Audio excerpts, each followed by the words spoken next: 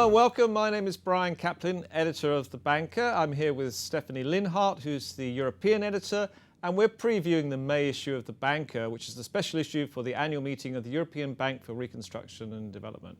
Now, Steph, you've just interviewed the president of the EBRD, so give us a bit of a flavour for where the EBRD is going. And of course, it's its 25th anniversary this year. Exactly, 25 years of EBRD. A lot has changed in the last 25 years. When it started in 1991, we had 8 countries of operation. Now we've got 36, so that's quite a difference. But that's also because of all the things that happen within the years that have an influence on the EBRD and the countries of operation. But the main idea is still integration. It's still transition into a market economy.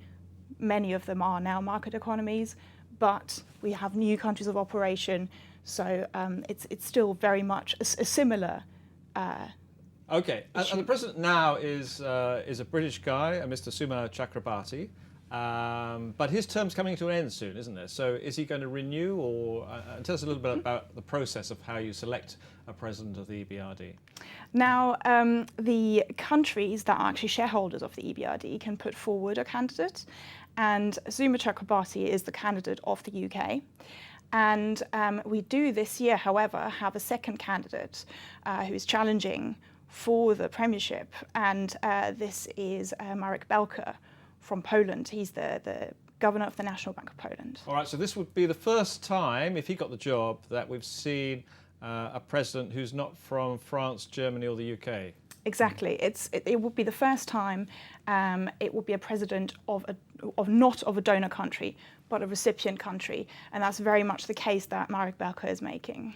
So you said the EBRD is looking at new countries, and I know you mentioned in your article in the May issue of The Banker about going into Egypt, Jordan, Morocco, but these countries are not in Europe. So why is the EBRD looking outside Europe for its activities?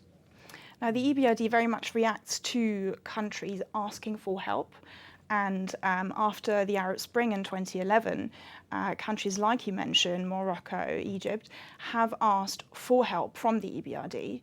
And the shareholders have approved them as countries of operation, as in recipient countries of funds, as of 2012. Okay, and I suppose you could argue that actually what happens in those countries does have an impact on Europe, as we're seeing now with the migration flows. It does have an impact, and they have very similar issues to deal with, as in funding, trying to improve the banking sector. There are many issues regarding energy security, so on and so forth. They are all being worked on by the EBRD.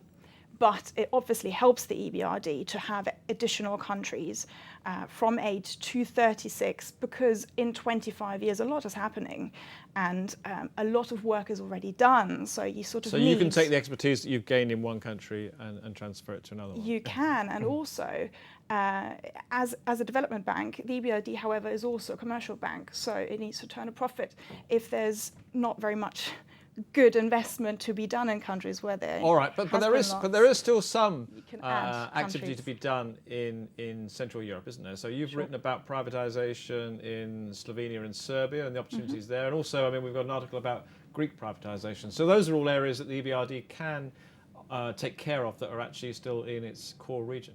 Yes, and there is actually quite a lot going on, as you say, in Serbia, Slovenia, and Greece is now coming up to the task of actually doing the privatisation, the $50 billion that it's meant to do, has done some of it. But yeah, the EBRD is taking part in this as well, has taken shares in banks in all of the 3 countries actually. And there is still a lot to do, especially in Slovenia and Greece. But the countries are trying to follow a structure. They have put up a list of companies that are there to be privatised. Okay. And it's going to happen if political will is there. Steph, thanks very much for the update, and we look forward to reading your reports from the EBRD meeting, which is in London this year. Thank you.